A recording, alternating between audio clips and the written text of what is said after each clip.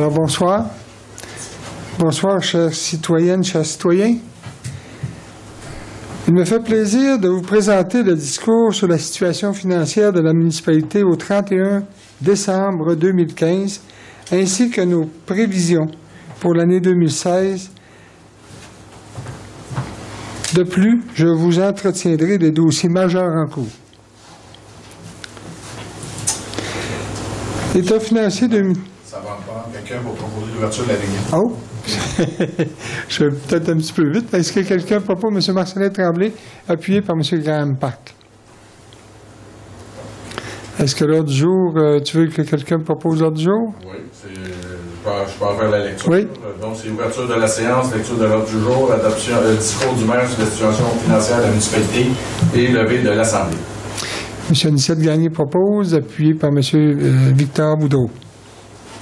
C'est beau? C'est beau. Alors, je reprends. Donc, évidemment, je vous présente aujourd'hui la situation financière au 31 décembre 2015, puis je vais aussi vous entretenir de quelques dossiers qui sont des dossiers majeurs, en fait, en cours. Alors, le résultat pour l'exercice 2015, la firme Madette a audité les livres de la municipalité pour l'exercice terminé le 31 décembre 2015. Ce rapport financier présente un déficit de fonctionnement à des fins fiscales de 76 117 $. Par ailleurs, les organismes contrôlés ont enregistré un déficit de fonctionnement pour des fins fiscales de 110 624.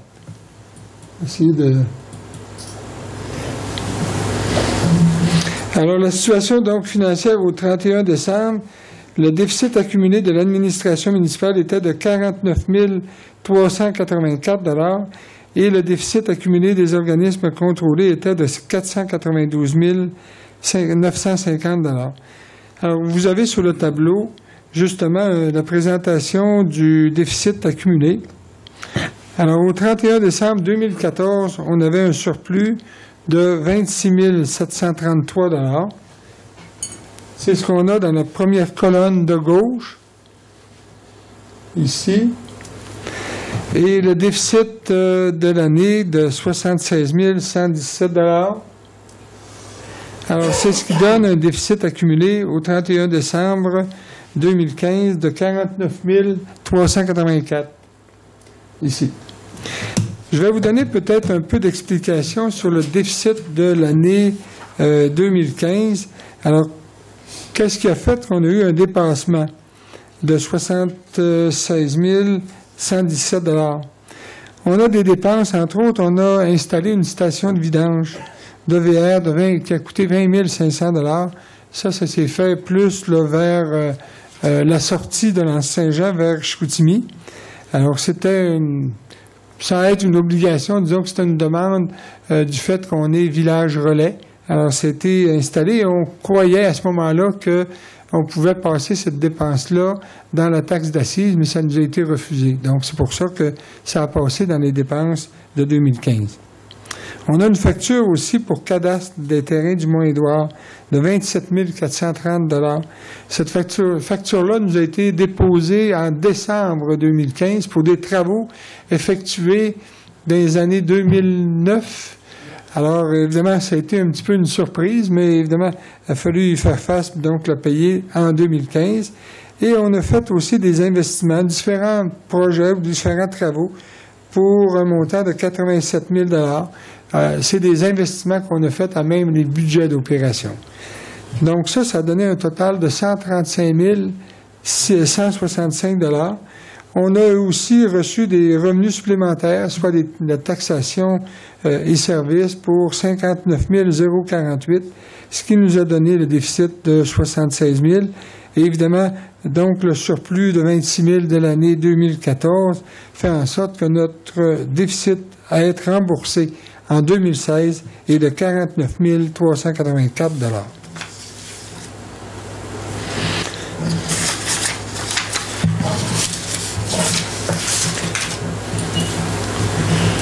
Alors, la dette à long terme, La dette nette au 31 décembre 2015 s'élevait à 3 653 171 $, ce qui représente une diminution de près de 11,39 % par rapport à l'année 2014. Au 31 décembre 2016, la dette sera de 3 057 667 $, ce qui représentera une diminution de 595 504 $, soit 16,3 % de moins qu'en 2015. Il est important de souligner également que la dette a diminué de 1,1 million depuis 2013, soit une diminution de 26,49 % au cours des 3 dernières années. C'est quand même important à mentionner. D'ailleurs, vous pouvez voir sur le graphique une diminution depuis 2013.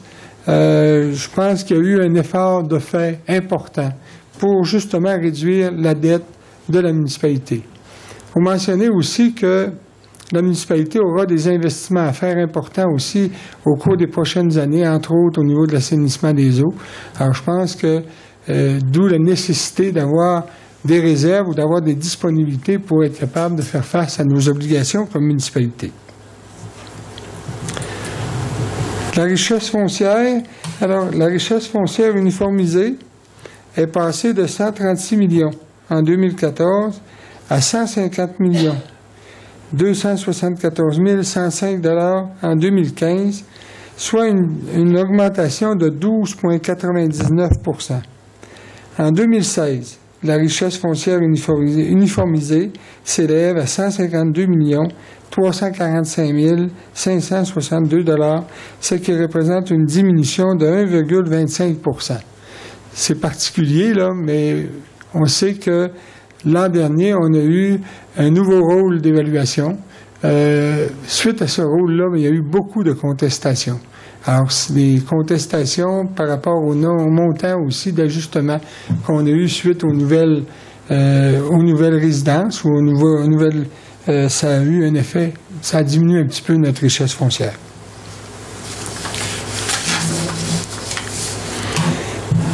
L'endettement par cent... Alors ça, c'est la richesse foncière, excusez.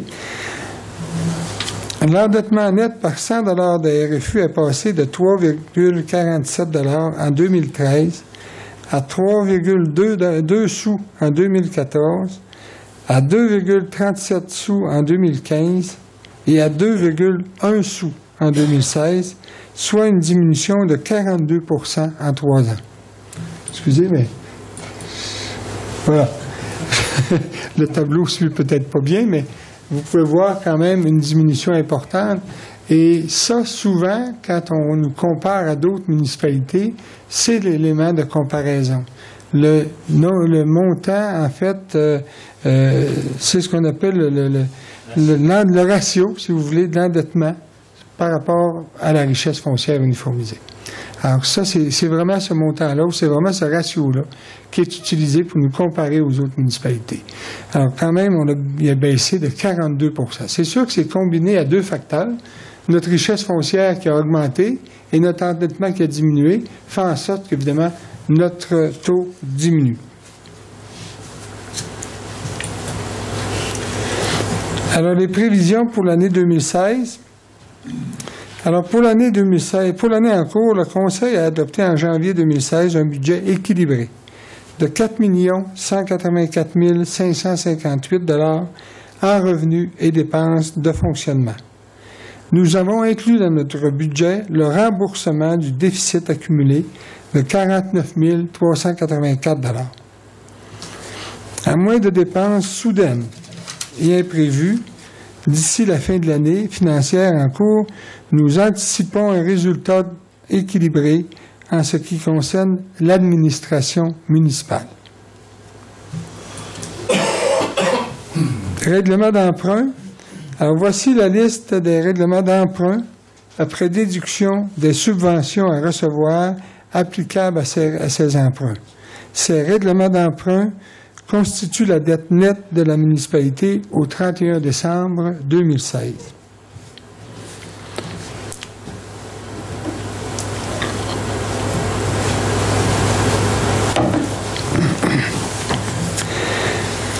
Alors, vous avez dans la colonne de gauche l'échéance du règlement d'emprunt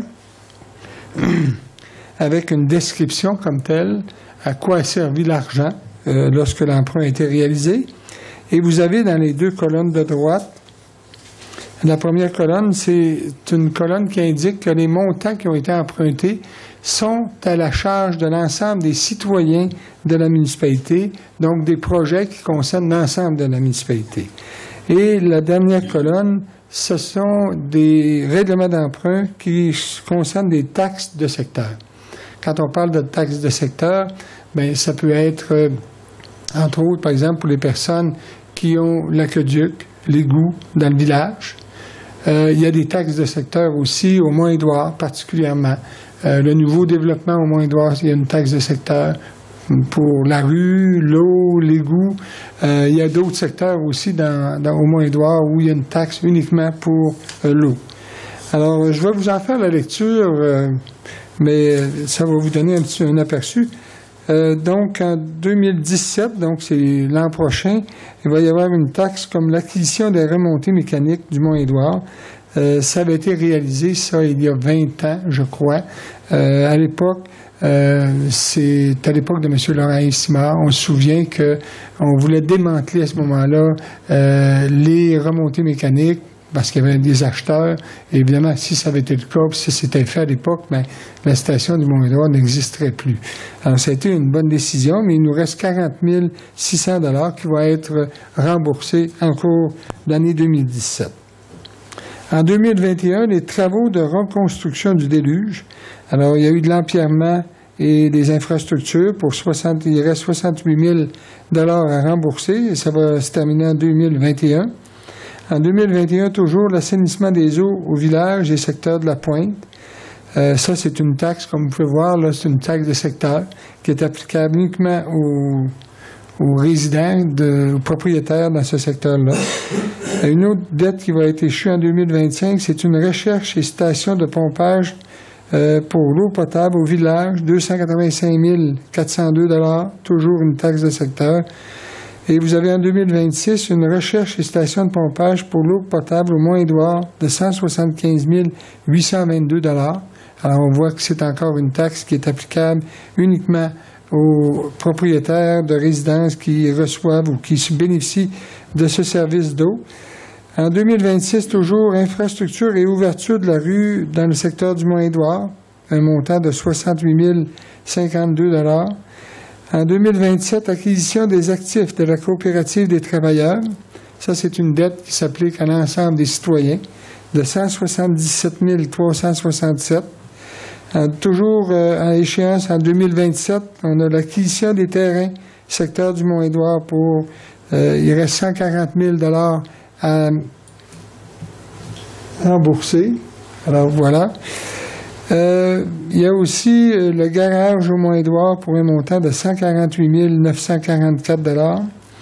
Il y a des travaux d'infrastructure ou d'infradéveloppement au Mont-Édouard pour 71 828 $. En 2019, vous avez l'aménagement des sentiers multifonctionnels de 48 330 $. 2031, des travaux d'infrastructure développement au Mont-Édouard. Alors, c'est complémentaire au premier pour 265 858 $. En 2033, la caserne pour un montant de 475 435 applicable à l'ensemble des citoyens de la municipalité. En 2018, financement du déficit accumulé de 225 102 $. Donc, il reste 2 ans sur le remboursement du déficit. Et ça s'applique à l'ensemble des citoyens de la municipalité. 2029, immobilisation. Alors, il y a eu à ce moment-là un règlement parapluie pour un montant de 267 000 $. On avait acheté un camion. Il y a eu des travaux d'asphaltage de rue aussi. Donc, ce règlement d'emprunt se termine en 2029. 2034, mise à niveau et amplification du système d'enneigement. 307 700 $. Ça, c'est la contribution de la municipalité au Mont-Édouard pour les investissements de 2 200 000 $ qui ont été faits l'an dernier. Alors, c'était la contribution de la municipalité. En 2035, prolongement de la rue de Vébron et aqueduc pour 102 000 $. Et ça, c'est une taxe de secteur payable par les propriétaires de ce prolongement de la rue. Et vous avez en 2027 le remplacement de l'éclairage de rue pour un montant de 55 000 $, mais ça concerne l'ensemble des citoyens. Ça, c'est fait dans l'ensemble de la municipalité. Alors, vous avez, en fait, 1 954 009 $ qui sont des dettes applicables à l'ensemble des citoyens ou à l'ensemble des propriétaires de la municipalité. Et vous avez également un montant de 1 103 658 $ qui est applicable à des gens uniquement dans des secteurs en particulier. Donc, le total de la dette, comme je l'ai mentionné sur le graphique tout à l'heure, est de 3 57 667.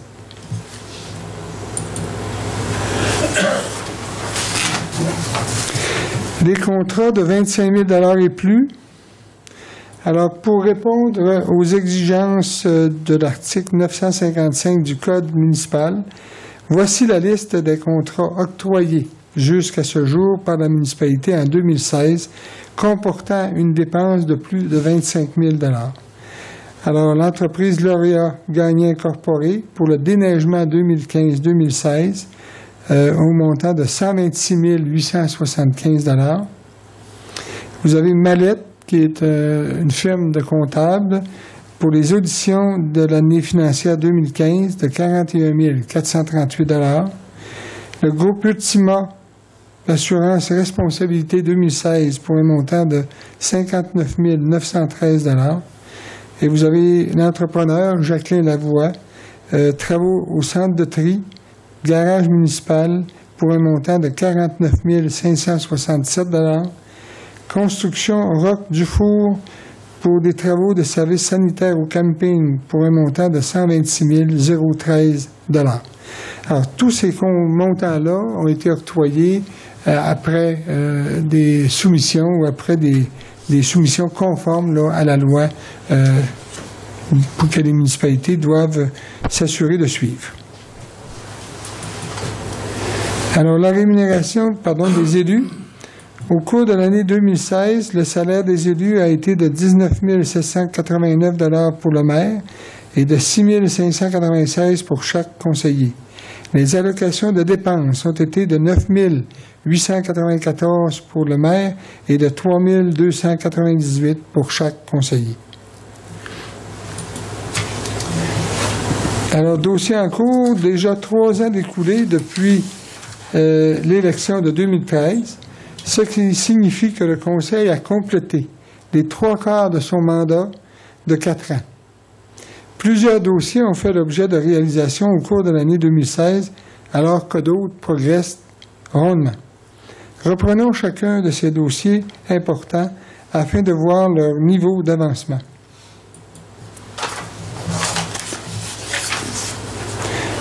L'assainissement des eaux usées, je pense que c'est un sujet que vous entendez parler depuis plusieurs années, je dirais même probablement plus de 10 ans. Le dossier d'assainissement des eaux usées continue de cheminer normalement, même si ça ne va pas aussi vite que nous le souhaiterions.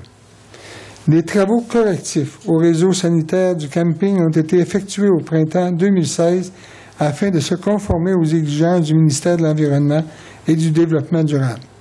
Il faut mentionner que ces travaux-là, c'est des travaux qui vont être quand même utiles lorsqu'on va avoir le programme où on va mettre en place notre réseau d'assainissement des eaux usées parce qu'il va être branché directement sur le réseau éventuellement. On le fait en prévision de ça, donc c'est un investissement qui est fait dans ce sens-là. Au printemps 2017, le ministère des Transports effectuera des travaux de canalisation des eaux de surface à certains endroits sur la rue Saint-Jean-Baptiste afin d'éviter que ces eaux n'empruntent le réseau sanitaire. La municipalité exécutera également des travaux sur le réseau sanitaire afin de réduire les eaux parasitaires provenant principalement des eaux pluviales. Ça, c'est une exigence du ministère avant même qu'on fasse des plans pour réaliser le projet de traitement des eaux usées.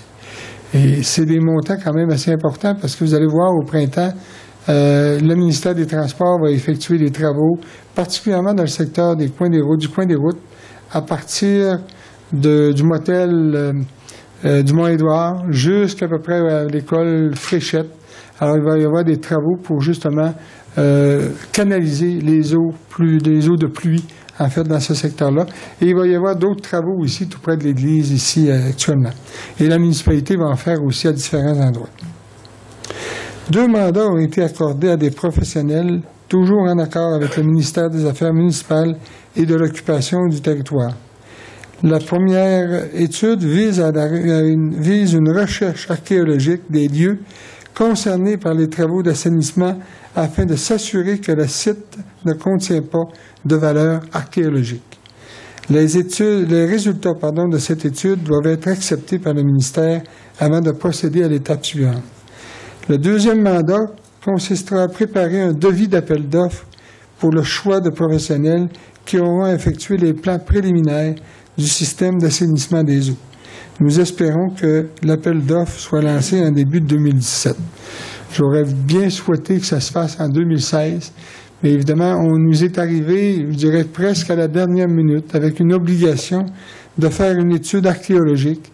Et ça, c'était comme préalable à tout le reste. Donc, on est obligé de dire, de mettre un hold sur l'autre mandat, parce que le mandat a été accordé au ministère, accordé à une entreprise pour préparer l'appel d'offres en vue de la réalisation des plans et devis.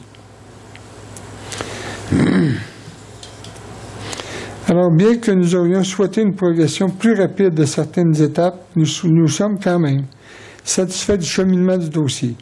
L'année 2007 devrait être prometteuse quant à l'avancement de celui-ci. Et je vous avoue qu'il n'y a pas une semaine qu'on ne fait pas des démarches ou des appels téléphoniques. C'est souvent décevant parce qu'on n'a pas toujours le retour d'appel comme prévu ou encore les réponses qu'on attend. Mais soyez certains qu'on continue de mettre énormément de pression sur ce sujet.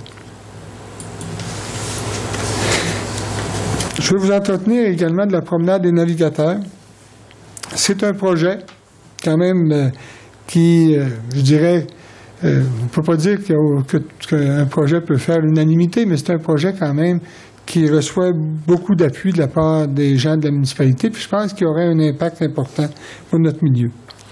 Les résultats de l'étude sur les impacts et bénéfices associés au projet de la promenade démontrent que celle-ci pourrait générer des retombées de 1,6 million de dollars annuellement pour les différents commerces de la municipalité. Alors, quand on parle de retombées pour les commerces, il faut bien se dire que ça va avoir aussi de l'impact sur l'emploi. Parce que 1,6 million pour notre municipalité, ça peut représenter quand même un chiffre d'affaires important et ça peut aussi avoir comme impact de créer de nouveaux commerces, de nouvelles entreprises. Alors, fort des données de cette étude, nous avons effectué des rencontres avec plusieurs professionnels de 2 paliers de gouvernement ainsi qu'avec des représentants politiques. Le dossier a été déposé au provincial dans le cadre de la stratégie maritime, volet tourisme, et au fédéral, au Bureau de développement économique Canada. Le projet a reçu un bel accueil auprès de toutes les personnes rencontrées. Et je veux vous mentionner, je ne l'ai pas écrit, puis j'ai eu une rencontre il y a à peu près, je dirais 3 semaines, avec le premier ministre du Québec, M. Couillard, justement, au sujet de ce dossier-là, de d'autres aussi, mais en particulier de ce dossier-là. Alors, c'est un dossier qui, actuellement, reçoit un bon accueil au niveau politique. On est en discussion avec différents ministres du cabinet parce que M. Couillard nous a aiguillés auprès de quelques ministres pour nous appuyer dans ce projet. Le comité de travail apporte un soutien important pour la poursuite du dossier. Alors, il y a un comité de travail qui est composé de plusieurs personnes ici de la municipalité qui vraiment supportent le projet, puis je veux souligner quand même le travail qui est fait par ceux-ci. Celui-ci comporte son lot de difficultés car il nécessite d'obtenir des subventions au niveau des 2 paliers gouvernementaux. Nous estimons à 80% le niveau de subvention nécessaire pour permettre la réalisation du projet. Au-delà de ça, si on n'est pas capable d'obtenir au moins 80% de subvention, le montant ou la charge qui va aller à la municipalité va être trop onéreux.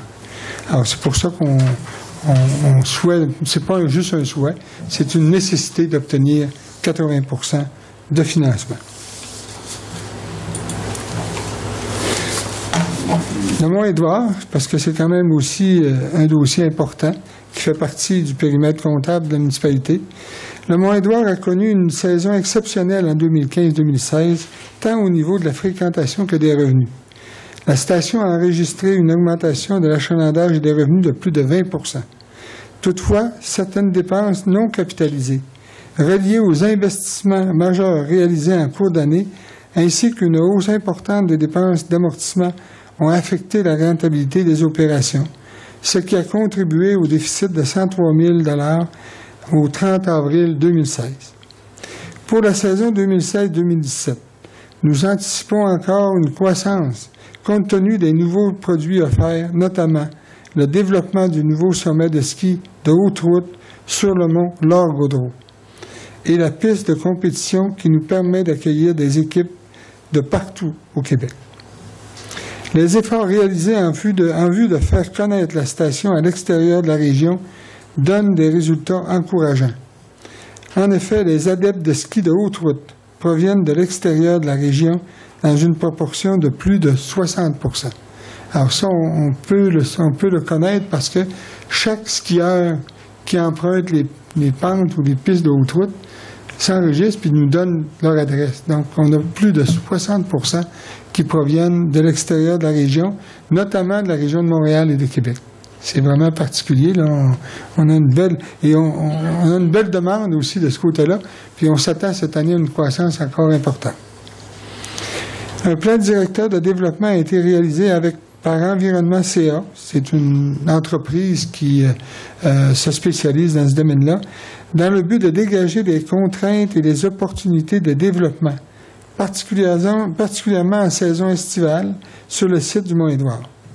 Notre objectif est de créer un parc d'attractions majeures permettant de réaliser des événements sportifs, culturels et autres sur les 4 saisons, à la station bien sûr. À noter qu'un groupe d'adeptes de vélo ont réalisé une piste de vélo de montagne dans les pentes de la station. Sous l'égide de la Corporation des Sentiers des 21, plus de 60 000 $ ont été investis au cours de l'été 2016 dans l'aménagement d'un premier sentier de vélo sur une distance de plus de 3 km en ascension et de près de 2 km en descente. La station du Mont-Édouard prend en charge le développement et l'entretien du ski de fond pour la prochaine année. De nouveaux équipements d'entretien de pistes ont été fabriqués par le personnel en modifiant une ancienne dameuse non utilisée. Ceci assurera un entretien de qualité des sentiers. C'est quand même particulier parce que, oui, on prend l'entretien des sentiers de ski de fond. On veut devenir une station, évidemment, assez diversifiée. Le ski alpin, le ski de haute route, le ski de fond, la raquette, même aussi une patinoire. Donc, on voit que ça devient un centre sportif de haut niveau. Nous espérons des températures sous le degré de congélation pour entreprendre l'enneigement des pentes et ainsi ouvrir la saison 2016-2017 dès la première fin de semaine de décembre. C'est notre objectif, c'est pour ça qu'on a investi beaucoup d'argent. Mais évidemment, on est tributaire de la température et ça, on n'a pas de contrôle. Consultation publique ensemble pour l'avenir de l'Anse. Ça aussi, c'est un dossier, je pense qu'il y a eu quand même une présentation d'un bilan qui a été fait à la population au cours des dernières semaines. Je tenais quand même à en faire mention dans le rapport. Dans mon rapport. Donc, le 2 novembre dernier avait lieu la présentation du bilan de la 3e année de travail du comité de pilotage dans la foulée de la consultation réalisée en 2014 intitulée « Ensemble pour l'avenir de l'Anse ». Cette rencontre a permis de présenter l'avancement des différents dossiers, de présenter les activités à venir en 2017 et de recueillir les commentaires et suggestions des participants. Plus d'une trentaine de personnes ont participé à cette rencontre. Cela témoigne de l'importance que vous accordez au développement de notre merveilleux village. Parmi les dossiers qui ont connu un avancement en 2016, notons la nouvelle image de marque de la municipalité qui a été présentée aux participants et qui sera dévoilée publiquement ou officiellement lors du lancement de la saison touristique hivernale le 2 décembre prochain. Plusieurs nouveaux événements d'envergure ont eu lieu au cours de la dernière année, dont Festival Zen en folie, Défi Lance-Flamme et le Défi des 100 ans. Le comité vert a été très actif avec 7 réunions, des chroniques dans l'entre nous, la préparation d'un film de compostage, la participation à la fête des voisins, et je pourrais en citer encore davantage. Notons également que le dossier du presbytère progresse normalement. Le conseil municipal a accepté l'offre de la fabrique d'acquérir cet édifice patrimonial. Un comité conjoint a élaboré un protocole d'entente pour le transfert de la bâtisse et la relocalisation des bureaux de la fabrique. Ce protocole a été adopté par le conseil municipal et le conseil de fabrique.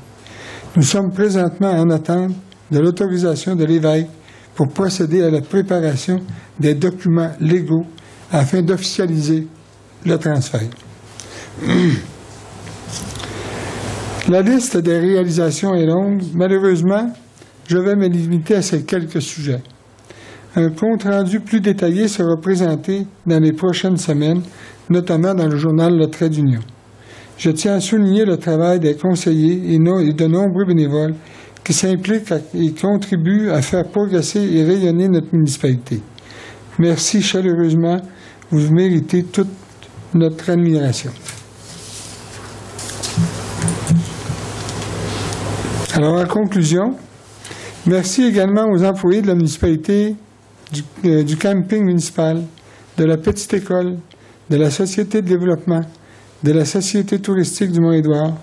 Ces employés accomplissent leur travail de façon responsable et professionnelle dans le meilleur intérêt de notre municipalité. J'aimerais aussi profiter de l'occasion pour remercier les personnes qui s'impliquent et se dévouent pour l'ensemble de la communauté. Je désire rendre hommage aux nombreux bénévoles qui participent à l'organisation des activités communautaires, lesquelles contribuent à rendre notre municipalité attrayante et dynamique. En terminant, je désire remercier chaleureusement les conseillers pour leur engagement et leur contribution dans la gestion des dossiers de la municipalité. Je vous invite à assister à la réunion du conseil de lundi le 12 décembre 2016 à 19h, alors que les prévisions budgétaires pour l'année 2017 seront présentées aux citoyens et citoyennes de la municipalité. Merci beaucoup. Alors, on